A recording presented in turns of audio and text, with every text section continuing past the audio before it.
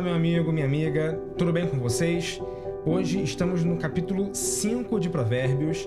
Se você não conseguiu acompanhar até agora, fica tranquilo que tem tudo já aqui no canal. É só você, depois desse vídeo, ir lá e conferir. Mas vamos logo para o nosso capítulo de hoje, porque a palavra de Deus está aqui queimando e eu preciso falar com vocês. Então, bora para o capítulo. O capítulo 5 de Provérbios começa dizendo o seguinte nos dois primeiros versículos. Meu filho, dê atenção à minha sabedoria. Incline os ouvidos para perceber o meu discernimento. Assim você manterá o bom senso e os seus lábios guardarão. Aqui temos o pai aconselhando o filho a atentar à sua sabedoria e buscar o seu discernimento. Isso tudo para que ele mantenha o bom senso. Mas vamos pensar, o que seria bom senso? A gente acaba normalmente usando essa expressão, bom senso, como aquele bom e velho tenha noção, se liga, tenha bom senso, não faça isso, vai dar errado, tá todo mundo vendo que não tem nada a ver, tenha bom senso. Como uma forma de uma sabedoria do senso comum, às vezes, já que todo mundo deveria seguir esse bom senso. Agora, o autor de Provérbios coloca o bom senso como algo sério, algo que requer o aprendizado da sabedoria e do discernimento para ser mantido. Será que é tão difícil assim ter o bom senso? Seria tão fácil assim a gente não se ligar e acabar fazendo algo inusitado? Praticamente todo o restante do capítulo 5 de Provérbios fala da mulher adúltera. Esse é um assunto também muito abordado no livro de Provérbios. E, ao longo do texto, o autor discorre várias razões pelas quais deveríamos ficar longe de pessoas imorais e adúlteras. Eu não vou ler muitos versículos aqui com vocês desse capítulo, mas eu queria ressaltar os versículos 11 a 14, em que ele fala as consequências de se escolher trilhar esse caminho. No final da vida, você gemerá com a sua carne e seu corpo desgastados. Você dirá, como odiei a disciplina, como o meu coração rejeitou a repreensão. Não ouvi os meus mestres, nem escutei os que me ensinavam. Cheguei à beira da ruína completa, à vista de toda a comunidade. O interessante é que o adultério na Bíblia não se refere apenas à traição no casamento. Se refere, na verdade, a várias áreas da vida, e especialmente ao relacionamento com o próprio Deus. A gente sabe que a Igreja de Cristo é colocada como a noiva de Cristo. Então, todas as vezes que ela se volta para outras coisas que não sejam a Deus, ela é como se estivesse traindo a confiança do Senhor. Vamos ver alguns versículos do livro do profeta Jeremias, em que Deus se queixa da infidelidade do seu povo. Vá proclamar aos ouvidos de Jerusalém: eu me lembro da sua fidelidade quando você era jovem. Como noiva, você me amava e me seguia pelo deserto, por uma terra não semeada. Jeremias 2:2. Assim diz o Senhor, que falta os seus antepassados encontraram em mim, para que me deixassem e se afastassem de mim. Eles seguiram ídolos sem valor, tornando-se eles próprios sem valor. Jeremias 2:5. Alguma nação já trocou os seus deuses? Eles nem sequer são deuses, mas o meu povo trocou a sua glória por deuses inúteis. Jeremias 2:11. A gente vê claramente que Deus espera a adoração exclusiva do seu povo. E toda vez que o povo de Israel fazia ídolos para si, para adorar, ele estava traindo a Deus. Aí você deve estar se perguntando, poxa André, mas espera aí, eu não tenho ídolos, eu não adoro estátuas, eu só creio em um Deus, eu creio em Jesus, eu sei que Ele é Deus, que Ele é Senhor e tudo mais, como que eu poderia estar adulterando contra Deus? Agora, será que a gente não tem ídolos mesmo? Vamos pensar, o que é um ídolo? Além de uma estátua, normalmente, ou uma figura, o ídolo é aquilo a que você presta adoração. Você devota a sua vida, você realiza sacrifícios, você gasta o seu tempo ali diante daquele ídolo. Será que a gente precisaria realmente de uma estátua para criar um ídolo? Será que não existem outras coisas na nossa vida que a gente pode acabar colocando dessa forma, fazendo delas um ídolo? Deus quer ter o primeiro lugar no nosso coração, de forma exclusiva. Então, toda vez que outra coisa toma o seu lugar no nosso coração, é como se nós estivéssemos fazendo daquilo um ídolo e, com isso, traindo a confiança do Senhor. Sempre que a nossa prioridade não é agradar a Deus e obedecer a sua palavra acima de tudo, nós estamos idolatrando alguma coisa. Agora vamos pensar, o que pode ser um ídolo na sua vida, na minha vida? De repente, a televisão é um ídolo para a vida de algumas pessoas. Aí você pode dizer, André, mas hoje em dia a televisão não é um negócio mais tão badalado assim como já foi antigamente. Pois é, mas o que falar das séries, dos streamings, etc., que o pessoal passa horas e horas da sua semana assistindo ali, grudado no computador, no celular ou na televisão. Talvez você não devote a sua vida para uma série, você não faz um sacrifício para aquilo, mas é aquilo que está ocupando o seu pensamento. Você está lá na sua faculdade, no seu trabalho, pensando, poxa, eu quero chegar em casa logo para poder assistir mais uma temporada da minha série. Você às vezes até pensa, caramba, terminei aquela série, acabou a temporada, não sei quantas, e agora eu preciso de mais temporadas, eu preciso de mais episódios, porque senão a minha vida não faz sentido. Você pode até não realizar um sacrifício por aquilo dali, mas você abre mão de qualquer responsabilidade para poder focar naquilo dali. A gente diz, eu não tenho tempo de ler a Bíblia, eu não tenho tempo de orar ao Senhor, mas assim que você consegue uma folguinha, você maratona a série noite adentro se for necessário. E, gente, isso aqui é só um exemplo de um dos muitos ídolos modernos que a gente pode criar para nós mesmos. E me fala você, será que isso que eu descrevi não é traição? E entenda, nada disso aqui é um pecado por si só, não é pecado você assistir uma série, pecado você jogar videogame, você assistir televisão, fazer alguma coisa que você gosta. Isso não é um erro por si só. O problema tá na dosagem e, mais do que isso, tá no seu coração. Se aquilo ali toma a prioridade que é de Deus, isso sim se torna um problema. Agora, vamos extrapolar um pouquinho. Pode ser que o seu trabalho seja o seu ídolo. Meu trabalho, André? É o seu trabalho, de repente?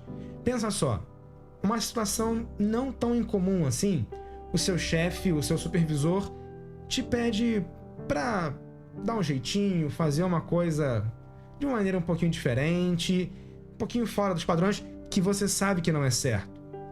E aí você tem duas opções. Você pode obedecê-lo ou não. Só que, se você não obedecê-lo, pode ser que você perca o seu emprego. Pode ser que você tenha que sair daquele setor, que você fique mal ali com seus colegas, que você cause um mal-estar ali na empresa, naquela área. Agora, se você fizer, você está traindo a confiança de Deus. Porque você preferiu agradar ao chefe do que agradar a Deus. Pode ser que seu ídolo, de repente, seja a sua faculdade. Se você faz ou já fez faculdade, você sabe do que eu estou falando. Você chega ali, um calor, um ambiente novo, toda aquela galera diferente. É um ambiente muito legal, na verdade. É muito bom. Eu acho que faz parte da vida. Agora, junto com isso, vem também grupos querendo se aproximar de você. Tem toda aquela questão do comportamento que o ambiente pede, o pensamento coletivo das pessoas ali. E você vai ser tentado a negociar os seus princípios. Vai ser tentado a passar a fazer coisas que você não fazia antes para poder agradar, para poder ficar bem na fita ali, para poder, se enturmar. E mais uma vez, você acabou preferindo a aprovação dos homens do que a aprovação do próprio Deus. Gente, isso também é idolatria, isso também é uma forma de traição. Vocês lembram lá daquele texto de Tiago 4,4 que a gente falou sobre amizade com Deus e inimizade com o mundo? A gente falou isso em alguns vídeos anteriores. Se você não viu, pode conferir aí depois. Agora vamos ler esse versículo como ele é mesmo na Bíblia e ler o versículo seguinte. Vamos ver o que está falando ali. Adúlteros, vocês não sabem que a amizade com o mundo é inimizade com Deus? Quem quer ser amigo do mundo faz-se inimigo de Deus. Ou vocês acham que é sem razão que a Escritura diz que o Espírito que Ele fez habitar em nós tem fortes ciúmes? Tiago 4, 4-5. Ciúmes aqui nesse texto pode ser traduzido como zelo também, depende da versão que você vai olhar. E a ideia não é que Deus tenha ciúmes mesmo da gente, porque esse é um sentimento humano. Deus não tem como ter ciúmes porque Ele não tem como sentir como o ser humano sente. Mas isso foi escrito dessa forma para a gente poder entender a lógica por trás do que Deus estava falando através do seu servo. E tem um outro texto que eu acho lindo demais, que agora é o próprio Jesus falando diretamente, que diz assim: no entanto, está chegando a hora, e de fato já chegou, em que os verdadeiros adoradores adorarão o Pai em espírito e em verdade. São estes os adoradores que o Pai procura. João 4, 23. E uma pergunta muito comum sobre esse versículo é: quem seriam os adoradores em espírito e em verdade? Esses dias eu ouvi um pastor falando sobre isso, exatamente sobre essa pergunta, e ele falou algo muito simples e muito coerente. Se Jesus fala que existem os que adoram em espírito e em verdade, é porque existe o oposto, que seria os que adoram com o corpo e de mentira. Olha só o que Deus disse acerca dessas pessoas por meio do profeta Isaías. O Senhor diz: esse povo se aproxima de mim com a boca e me honra com os lábios, mas o seu coração está longe de mim. A adoração que me prestam é feita só de regras ensinadas por homens. Isaías 29, 13. Gente, Deus procura uma adoração sincera, uma adoração verdadeira, que venha do coração e venha acompanhada de uma vida de santidade. As suas atitudes precisam acompanhar a sua adoração. Corta. As suas atitudes precisam acompanhar a sua adoração. A adoração não é só você se reunir num lugar com um monte de outras pessoas, levantar as mãos, cantar bem alto, fazer bonito para o Senhor. Isso tudo faz parte, é uma forma de adoração. Mas você pode estar num lugar como esse e estar com o coração longe dali. E isso não é adoração. A adoração, de repente, é você no seu quarto, sozinho, você e Deus ali, você de repente chorando, desabafando com Deus, abrindo o seu coração. Às vezes, os nossos momentos de tristeza, de fraqueza, são as horas em que a gente mais adora a Deus, mais verdadeiramente adora a Deus. Porque é como se naquele momento a gente só tivesse ao Senhor para recorrer, a gente não tem mais nada. A gente às vezes está em desespero e só tem como adorar a Deus. Vamos procurar então viver uma vida de adoração, em espírito e em verdade. Um estilo de vida de adoração, não apenas momentos pontuais. Agora, vocês estão lembrados do bom senso que a gente falou antes? Pois é, parece que eu fui falando aqui e o resto não tem nada a ver com o começo, não é verdade? Mas na verdade tem tudo a ver. Vamos dar uma olhada. Em Provérbios 5, o pai começa aconselhando o seu filho a se atentar à sabedoria e ao discernimento para manter o bom senso. Logo em seguida é feito um contraponto com a mulher adúltera. E a gente viu que o adultério não se refere apenas ao casamento, mas sim a qualquer área da nossa vida e especialmente ao relacionamento com o próprio Deus. Então, o que o capítulo 5 nos ensina é: mantenha o bom senso e não caia nos encantos de outros ídolos que te afastam de Deus. Então, na prática, ter bom senso é não dar ouvidos ao mundo. Afinal, a gente sabe que todas aquelas consequências nefastas que eu falei antes, se referindo a seguir o caminho da mulher adúltera, se aplicam a seguir o caminho de qualquer outro desses ídolos. Então, você preferir o mundo a Deus é uma grande loucura, é uma falta de senso. No finalzinho do capítulo, versículos 21 e 22, o autor conclui: o Senhor vê os caminhos do homem e examina todos os seus passos. As maldades do ímpio o prendem, ele se torna prisioneiro das cordas do seu pecado. Provérbios 5, 21 a 22. Repara que ele fala que Deus vê todos os nossos passos. Isso pode parecer um pouco controlador, não é verdade? Até uma coisa meio stalker, assim, digamos dessa forma. Mas olha o contraponto, gente. Olha o que o ímpio está recebendo em troca. O ímpio se torna prisioneiro do seu pecado. O mundo vai sempre te prometer facilidades. Ele vai te prometer uma falsa liberdade, vai te prometer a aceitação por grupos, prazeres desenfreados e vai tentar te dizer que Deus quer te controlar. Mas, na verdade, a gente aprende pela própria palavra de Deus que é o contrário. Deus quer te oferecer liberdade, enquanto o pecado quer te aprisionar. Liberdade é ter o poder de escolha. Deus nos oferece essa liberdade. Lembra do livre-arbítrio? Ele não vai controlar os seus passos, ele apenas os observa. Então, a sua vida é sua, você faz dela o que você quiser. No entanto, a gente sabe que o pecado aprisiona. O pecado nos força a cometer cada vez mais pecado. Isso não tem como ser liberdade, isso é cativeiro.